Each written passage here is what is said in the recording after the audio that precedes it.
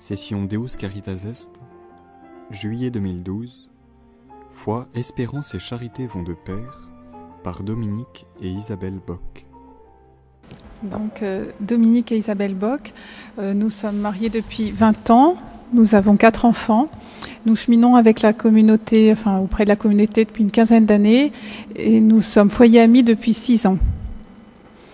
Alors là, nous allons essayer de vous parler de la foi, de l'espérance et de la charité, le lien entre ces 3 vertus.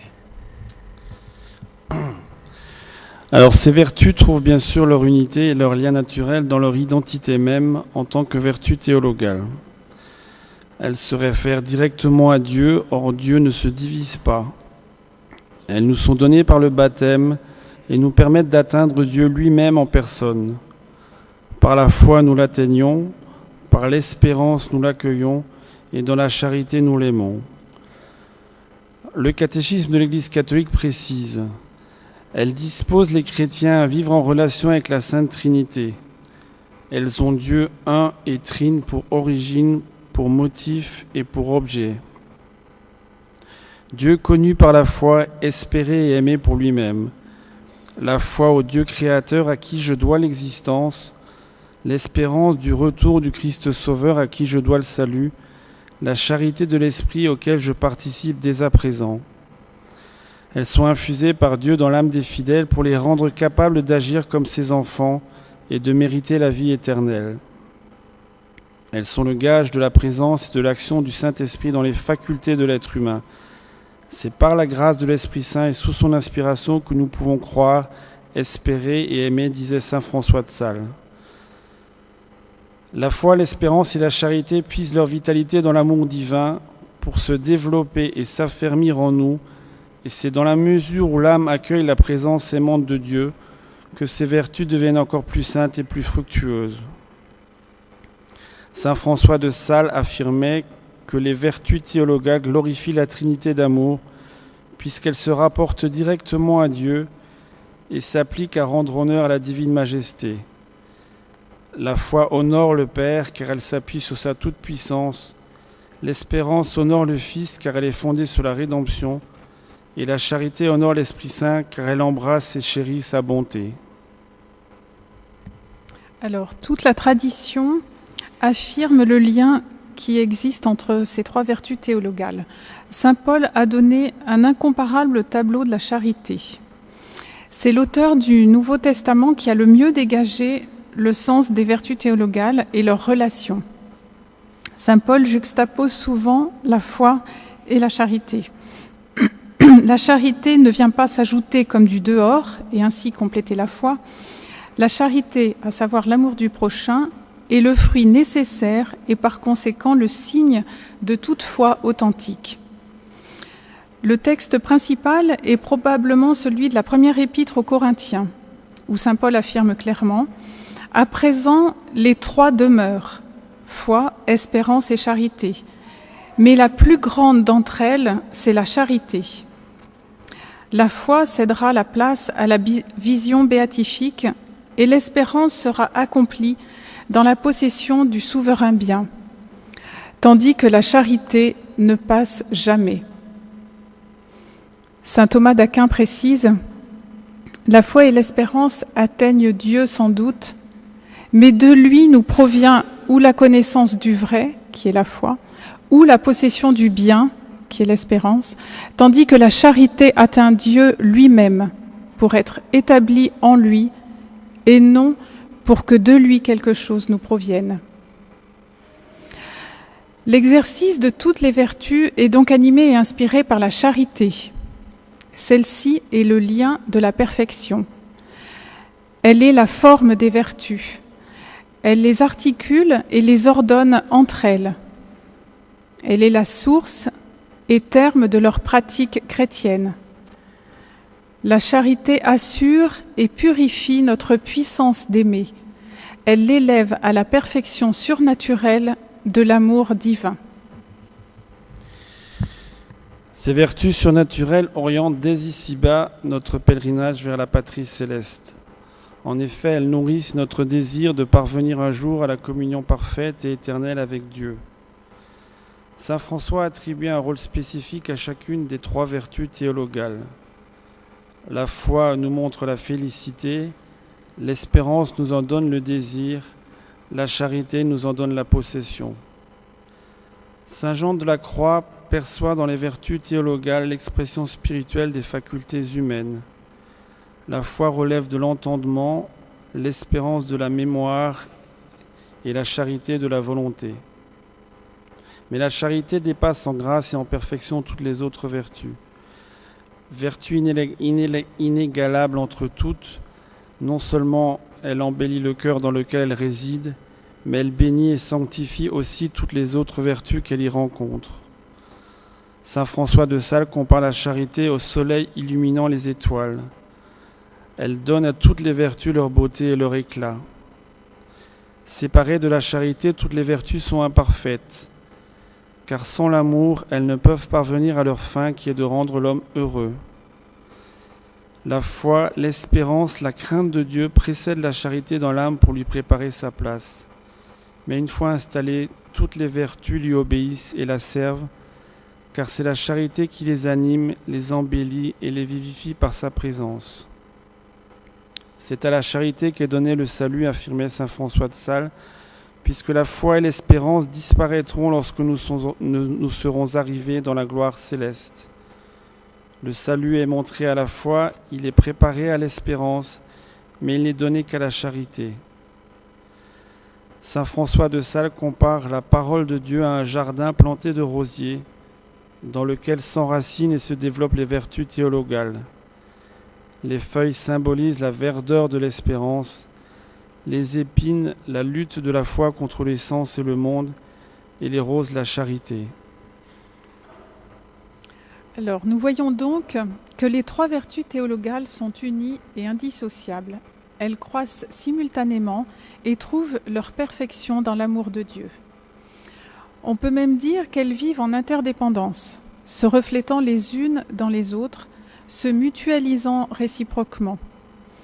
Elles trouvent même un lien dans leur rapport au temps. La foi se réfère au passé, la charité se réfère au présent et l'espérance se réfère au futur. Alors, dans un développement court mais profond de son encyclique, Benoît XVI nous propose de réfléchir à l'articulation de ces 3 vertus.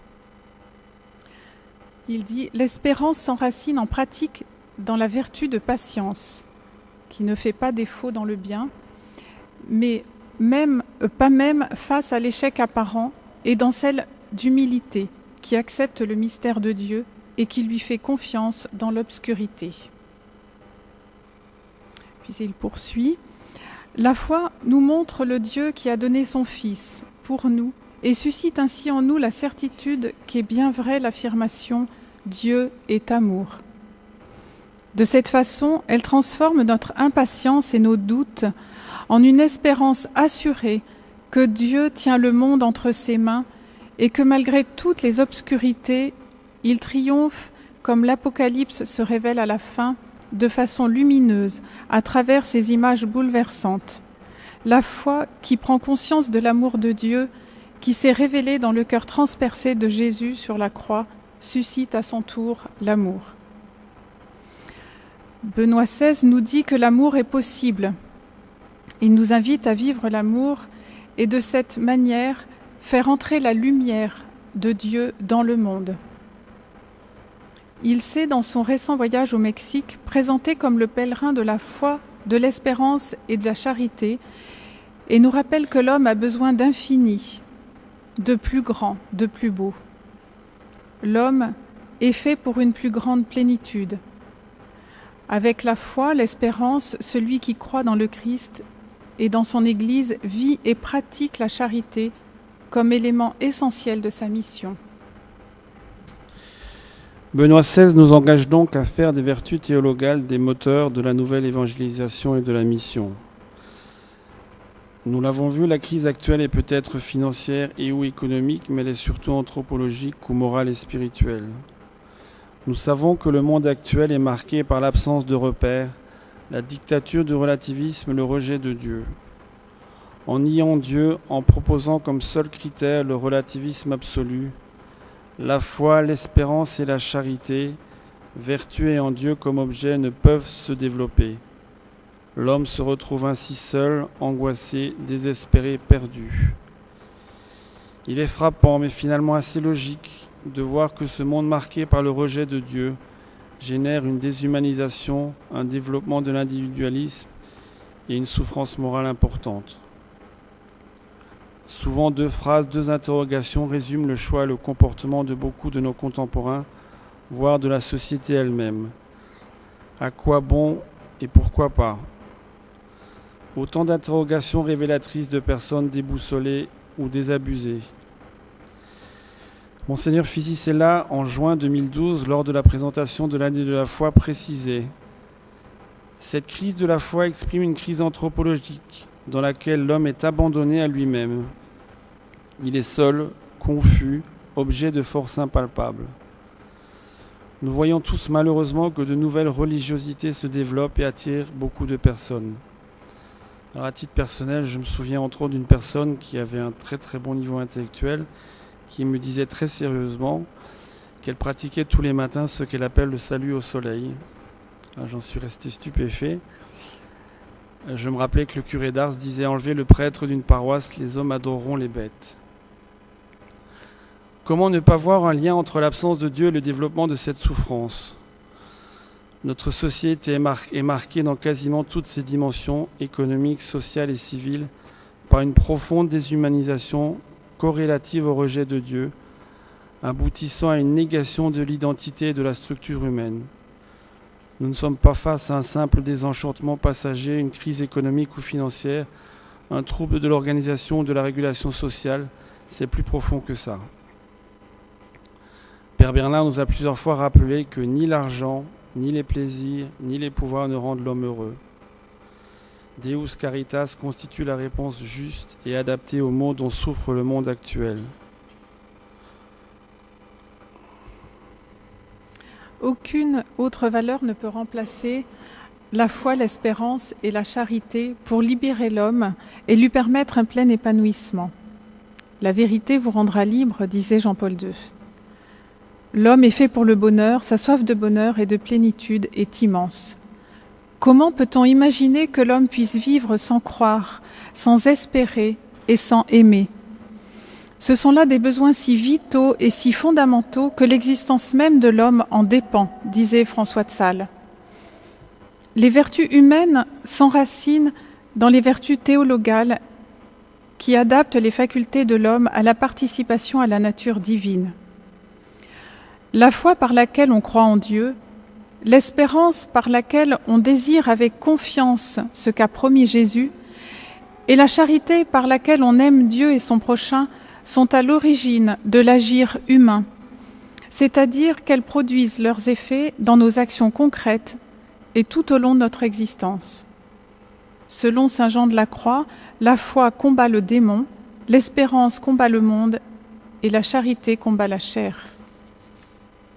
Les vertus théologales animent et caractérisent l'agir moral du chrétien. Elles vivifient toutes les vertus morales.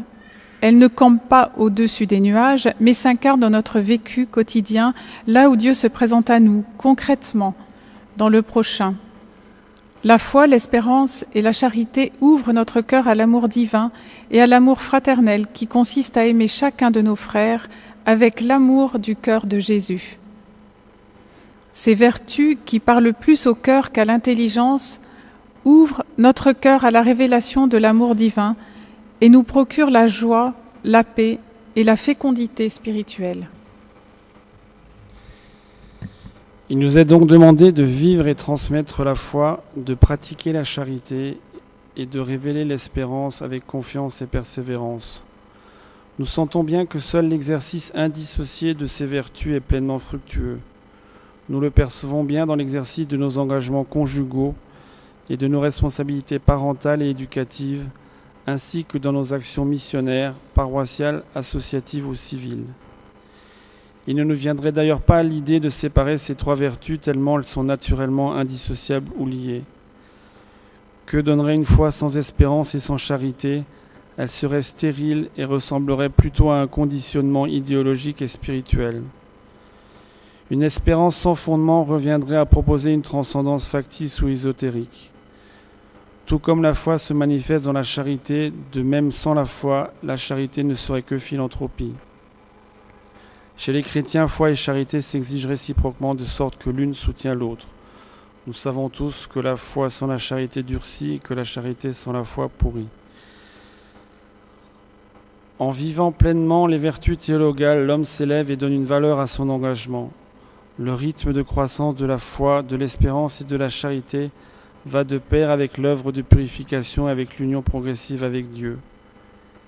L'exercice de ces trois vertus nous invite à la cohérence et à l'unité de vie dans nos actes quotidiens, contribuant ainsi à rendre nos vies pleines, simples et harmonieuses. La foi constitue la racine, l'espérance la fleur et la charité le fruit. Nous pouvons lire dans le document préparatoire du synode des évêques d'octobre: évangélisatrice, l'Église vit la mission qui est la sienne en recommençant chaque fois à s'évangéliser elle-même. Communauté de croyants, communauté de l'espérance vécue et communiquée, communauté d'amour fraternel, elle a besoin d'écouter sans cesse ce qu'elle doit croire, ses raisons d'espérer, le commandement nouveau de l'amour. L'enseignement de l'Église est bien sûr imprégné de ces trois vertus. Nous l'avons vu notamment grâce à Pierre-Olivier dans la doctrine sociale de l'Église, texte marqué par son équilibre, son harmonie, sa cohérence, sa profondeur, mais surtout par la pertinence des réponses proposées à une société brisée, décomposée, sans structure morale et ou spirituelle. Nous pourrions presque dire que certains chefs-d'œuvre de l'art chrétien témoignent à leur manière de l'exercice de ces vertus. Nous pensons par exemple aux cathédrales. Il est impensable d'imaginer leur construction sans foi, sans espérance et sans charité. Benoît XVI, dans une interview, disait que selon lui, l'art et les saints sont la plus grande apologie de notre foi. Nous pouvons bien sûr, dans l'exercice et le développement de ces vertus théologales, nous appuyer à la suite de Jésus, de Marie et de Saint Joseph, sur les saints que Benoît XVI qualifie de vrais porteurs de lumière dans l'histoire, parce qu'ils sont des hommes et des femmes de foi, d'espérance et d'amour. Père Bernard nous en parlera plus longuement tout à l'heure. Comment ne pas penser par exemple aux grands éducateurs, comme Saint Jean Bosco qui ne perdait jamais confiance, et à la source du scoutisme avec Baden-Powell, qui n'est pas saint, mais qui a eu, frappé par une jeunesse désœuvrée, le souci premier d'éduquer avec bienveillance et patience des enfants qui étaient a priori perdus ou égarés. Un chant scout reprend d'ailleurs ces paroles: « Même le plus noir nuage a toujours sa frange d'or ». Alors, Marie, la première, a appliqué à la perfection ses vertus. Par son union au Christ et par sa charité, Marie est spirituellement notre mère. Lumen Gentium précise: en concevant le Christ, en le mettant au monde, en le nourrissant, en le présentant dans le temple à son Père, en souffrant avec son Fils qui mourait sur la croix, elle apporte à l'œuvre du Sauveur une coopération absolue, absolument sans pareille, par son obéissance, sa foi, son espérance, son ardente charité, pour que soit rendue aux âmes la vie surnaturelle. C'est pourquoi elle est devenue pour nous, dans l'ordre de la grâce, notre mère. Un prêtre, dans son homélie pascale, faisait une analogie entre les premiers témoins de la résurrection et les trois vertus. Sainte Marie-Madeleine, figure de la charité qui nous apprend à croire en l'amour et à persévérer dans l'amour en toutes circonstances. Saint Jean, figure de la foi qui ne repose pas sur des preuves matérielles ou des démonstrations mathématiques, mais sur la confiance en la parole de Jésus. Et Saint Pierre, figure de l'espérance. À l'aube de Pâques, devant le tombeau vide, il découvre qu'il a eu raison d'espérer, malgré sa faute, d'espérer contre toute espérance. Plus près de nous, le bienheureux Jean-Paul II et Benoît XVI ont été ou sont les témoins et les acteurs de la foi, de l'espérance et de la charité chrétienne. Le bienheureux Jean-Paul II, ce géant de la foi, qui nous a interpellés avec force N'ayez pas peur, et qui a bouleversé le monde tout en nous touchant profondément et individuellement. Son amour fraternel et paternel se lisait sur son visage. Benoît XVI, lui aussi, rayonnant de paix et de bonté, sans paroles malveillantes, impressionnant de courage, défenseur inlassable de la vérité et de la foi, et soucieux de l'unité de l'Église dans la vérité et la charité. Nous pensons aussi, bien sûr, à la vie du Père d'Orne et de Mère Marie-Augusta, qui, par sa charité constante, touchait les cœurs. Enfin, Père Bernard nous rappelait dans la consigne de ce mois que notre Saint-Père, en ces temps troublés, veut nous garder dans la confiance et l'espérance. Éclairés par l'enseignement et l'exemple des saints Pierre et Paul, les croyants du monde entier cheminent sur le chemin de la foi, de l'espérance et de la charité. Dans ce chemin de salut, l'Église est encouragée à poursuivre, forte et sereine, sur le chemin de la fidélité au Christ et de l'annonce de son évangile aux hommes de chaque temps. Dans une audience générale en février 2009, Benoît XVI nous propose la méditation suivante. Ce n'est que si Dieu existe, cette grande espérance à laquelle je tends, que je peux chaque jour accomplir les petits pas de ma vie et apprendre ainsi la charité. Dans la charité se cache le mystère de la prière, de la connaissance personnelle de Jésus, une prière simple qui tend uniquement à toucher le cœur du Maître divin. Et ainsi on ouvre son cœur, on apprend de lui la même bonté et le même amour. Utilisons cette montée de la foi, de l'espérance et de la charité, nous parviendrons ainsi à la vraie vie.